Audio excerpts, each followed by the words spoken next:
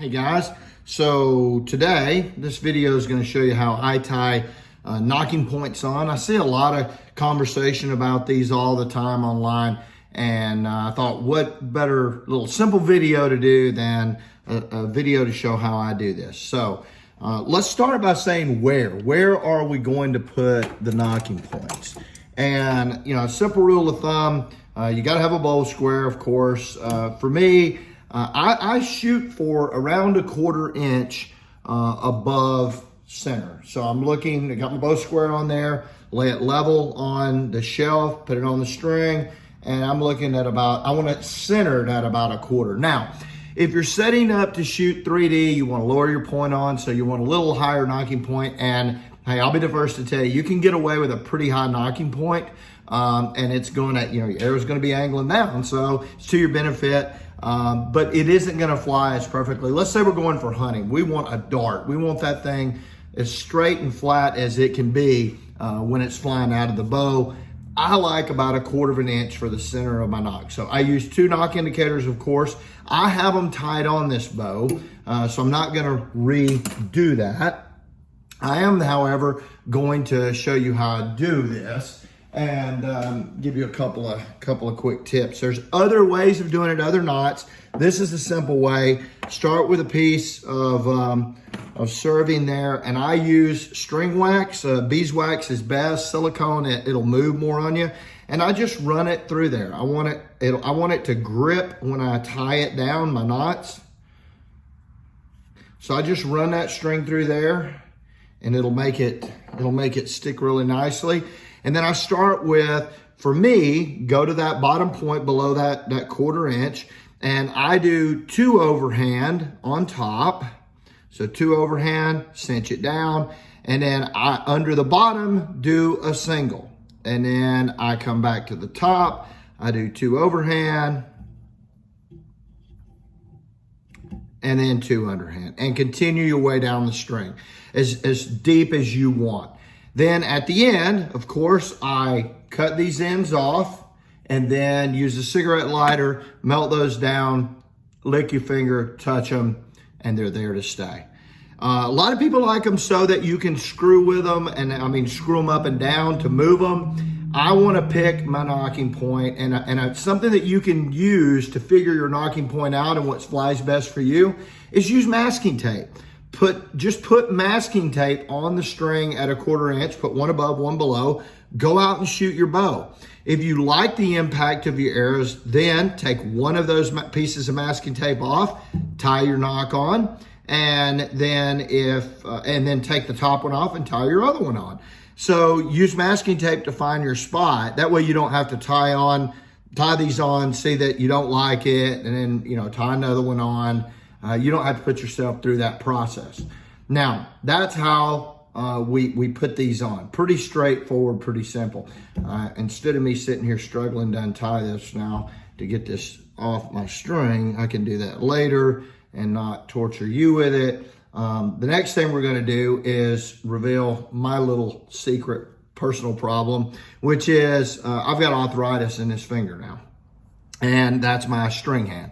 And it's really been bothering me. It doesn't hurt shooting at all, but when at night when I'm asleep, it wakes me up multiple times each night, really bothering me.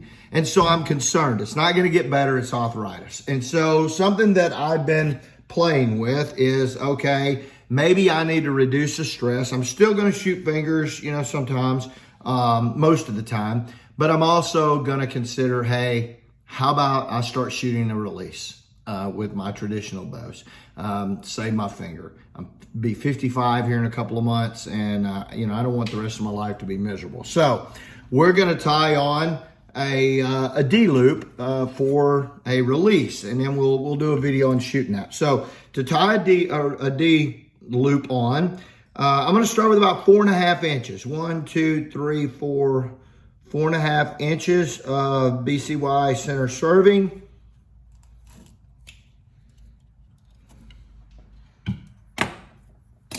Again, I'm going to put some wax on that dude.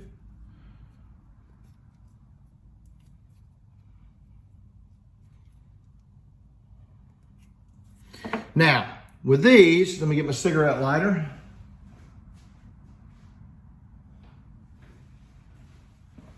What we want to do here is really burr up that end. Get it really all nastied out there. We're gonna need a ball. You do not want your D loop failing. That is not fun. But we want to leave, in this case, a ball. So we want to leave that there. We don't want to make that pretty. We want a good little ball on the end because that's what's going to hold this knot. And we're going to do the same thing on the other end. Just going to burr that up. Get it all messed up. This is being resistant. That's what we're talking about. Then we're going to burn it. Again, we want a good little ball there. So we wind up, oops, with two little balls like that. Okay, now we're going to tie these on. And what we're going to do is put them in opposite directions. So we come through with the first one, come over, and back through, and just that ball through there, and then we're going to cinch that down, and we're going to just put it up against that top knock indicator. So the reason we want them in opposite directions, if they're in the same direction, they tend to spin more. If they're in opposite directions, they don't. I'm gonna roll that in my pliers and tighten it down good.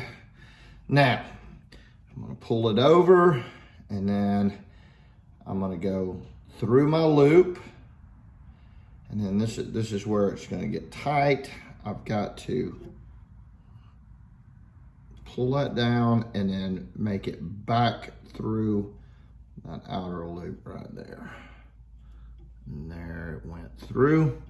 So now, just put my pliers through and go the opposite way. Here we go. So now we've got a D loop for a release. Like I said, with good ball through there, that'll hold. And we're not shooting compound weights anyway, so it should be good. And they're the opposite direction. Now, all I got to do is hook it in with my release and go shoot. So hopefully that was helpful. Pretty simple, straightforward process.